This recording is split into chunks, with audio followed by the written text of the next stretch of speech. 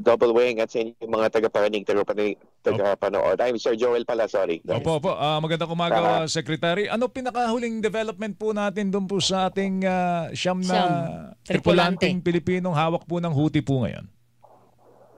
Oo, sa ngayon ay tayo nakikipag-ugnayan sa Department of Foreign Affairs at nagpahayag na rin si Secretary Tess Lazaro ng efforts ng DFA para makaugnayan yung bukod sa ship owners, yung iba pang pwedeng makatulong sa pagpapaalam ng sitwasyon ng kalagayan ng siyam nating tripulante at yung kanilang ligtas na pag-uwi. Ano pong latest sa lagay nila, Secretary? Maayos ba kalagayan nila? Hindi nagkakasakit? Sila ay pinapayagang tumawag sa kanilang mga pamilya at ayon sa huling mga set of tawag sa kanilang mga pamilya, sila ay nasa maayos naman na kondisyon sa ngayon. Wala bang... Yun lang yung paraan natin para ma-monitor yung lagay natin nila, Secretary. Wala tayong direct line with the group na may hawak sa kanila. Hindi ganon? Hindi. Okay. So far, it's through their communication with their families. Anong hinihingi nila? Bakit pinipigil po nila yung ating mga tripulante? Ito'y nasa usapin na ng sinasagawa ng DFA at yun nga yung sinasabi na pakikipag-ugnayan din with the ship owners. So may mga bagay na kailangan isagawa ng ating Department of Foreign Affairs, and I will defer to the DFA sa mga aspeto na ganito. Pero wala naman pong ransom na hinihingi kapalit ng kalayaan ng mga kapuso natin na tripulante.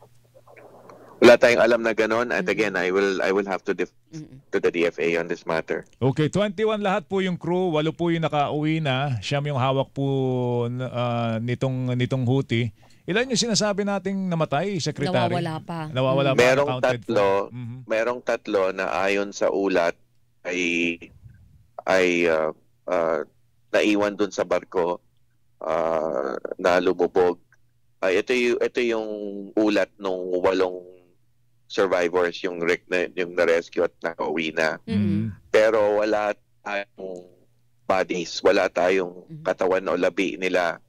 So still meron pa rin tayong asa na kung posible pa ay ma-confirm ito in some other way. And then may isang missing. So ang sinasabi ninyo, 4 po ang unaccounted, kasama na yung 3 sinasabing namatay kasama ng barkong lumubog. Yes. Meron pa pong active search operation sa kanila, Secretary? Meron sa ngayong effort in terms of yung coordination with our defense attaché, yung naval forces doon, pero yun nga, missing pa rin at unaccounted for pa rin. Nabanggit ninyo na kapitan nito Pilipino, Weng, no? Oo. Yung mismong nagmamaneho ng barko at sinasabi ninyo sasampahan ng kaso. Ito ba yung kasama dun sa hawak ngayon ng Houthi o ito yung kapitan na nakauwi na? Nakauwi na yung kapitan. Nakauwi na po. Hindi pa naman natin sinasabing sasampahan ng kaso sa ngayon, pero kasama sa investigasyon natin ng manning agency at ng ship owner kasi ngayon suspendido, no? Opo. But meron pang mas formal na investigasyon na nangyayari na ngayon at kasama doon yung action ng kapitan, kasama na doon sa ating investigasyon. Ano daw po ang paliwanag ng kapitan? Bakit sa kabila ng pagbabawal, dumaan pa rin sa doon sa delikadong lugar na yon? Well, ito'y mas kasama na sa ating investigasyon. So, merong tamang panahon para isiwalat yung ganitong impormasyon. Pinagbabawal na ba natin sa kanilang dumaan doon? Kasi sakit ng ulo eh. Sa totoo lang ulit di ba? Sumasakit ang ulo ng gobyerno. May mga efforts tayong ginagawa pagka sila'y naipid doon. Ito ba'y bawal na talaga sa lahat po ng mga accredited manning agencies dito po sa bansa? Sa ngayon, ang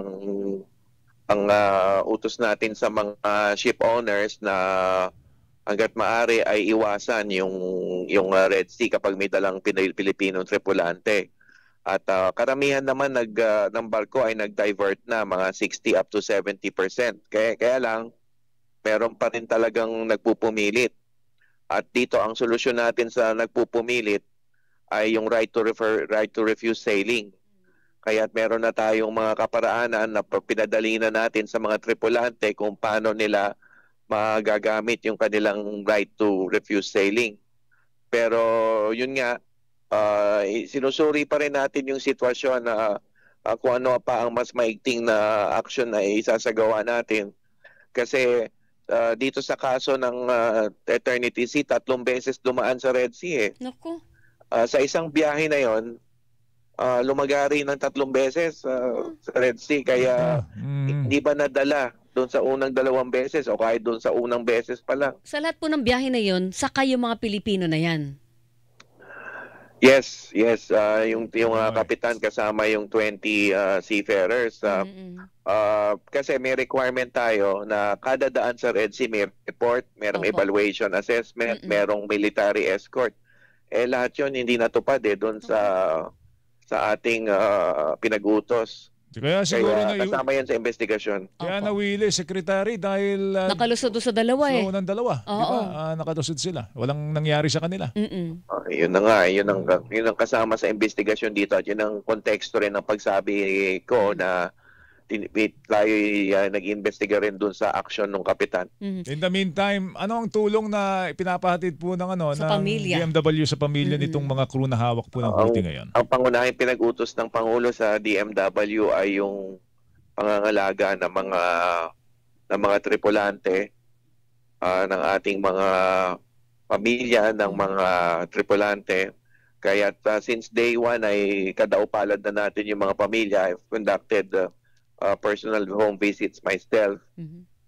So patuloy lang itong pag-ugnayan natin na tulong na binibigay natin sa mga pamilya.